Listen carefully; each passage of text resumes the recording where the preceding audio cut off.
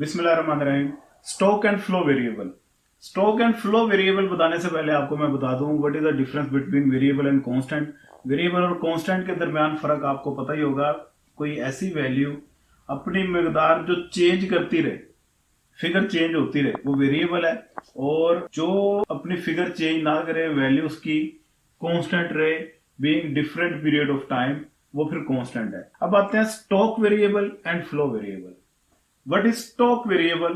Stock variable is a variable in which time element is attached. Time element attach हो वो stock variable है, and flow variable is a variable in which time element is not attached. नहीं समझ लगी होगी आपको, यहाँ पे एग्जाम्पल से समझाता हूँ। फॉर एग्जाम्पल, कार है, उस कार के वेट की अगर हम बात करें तो ये स्टॉक वेरिएबल है। स्टॉक वेरिएबल टाइम एलिमेंट इसमें अटैच है, पर्टिकुलर टाइम पे हमने उसका वेट किया और वो वेट फिक्स है।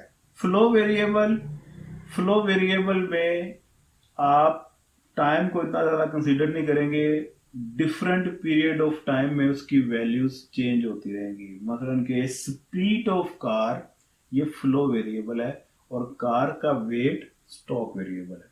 सिमिलरली पानी का टैंक, उस टैंक का अगर आप वेट की बात करें तो स्टॉक वेरिएबल है, और उसमें पानी जब ड्रेन किया जा रहा है तो वाटर की क्वांटिटी, तो quantity of water flow variable है।